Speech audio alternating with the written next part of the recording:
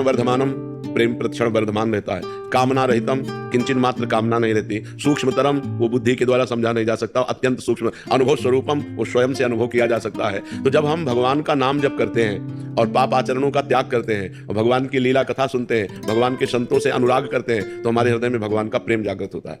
कोई भी द्वंद्व उसको प्रभावित नहीं कर सकता जिसके हृदय में प्रेम जागृत हो जाता है। जैसे मान अपमान, लाभ हानि, सुख दुख, वो निर्मोह होता है, उसके अंदर कभी मोह नहीं जागृत हो सकता, क्योंकि भगवत प्रेमी है। सबकी ममता ताग बटोरी, ममपद मनहि बांधि बर डोरी। वो कहीं ममता नहीं करता, कहीं मोह नहीं करता, वो मान रहित होता। सभी मान प्रद आप अमानी, वो स्वयं अपने में मानहीनता और दूसरों को मान प्रदान करना, ऐसा उसका स्वभाव बन जाता है। और वो संगजित होता है, किसी का भी प्रभाव उसके ऊपर नहीं पड़ेगा। कामिनी, नाना प्रकार की संपत्ति, नाना प्रकार की प्रशंसा, मान, प्रतिष्ठा, इसका कोई भी नहीं। जित संग दोषा होता है, उसके अंदर किसी भी दोष का प्रभाव नहीं जागृत हो सकता। जैसे भुने हुए चने को कितना भी आप खाद पानी लगा के बो दो, कभी जगेगा नहीं। ऐसे वो जिसके हृदय में प्रेम जागृत हो जाता है, वो विनिवृत्त कामा, समस्त कामनाएं उसकी शांत हो जाती हैं। कभी उसमें काम आदि दोष स्फुरित नहीं हो सकते, कोई भी द्वंद्व उसको प्रभावित नहीं कर सकता। सुख दुख में समान भाव रखता है। ऐसा महान सहनशील जो प्रेमी जन है, वही भगवान को अपने अधीन कर लेता है। तो प्रेम है सूक्ष्मतरम, अनुभव स्वरूपम, प्रतिक्षण वर्धमानम और कामना रहितम। कोई भी कामना नहीं रहती जिसके हृदय में, उसके हृदय में प्रेम जागृत होता है। समझ पा रहे हो? ममता, स्नेह,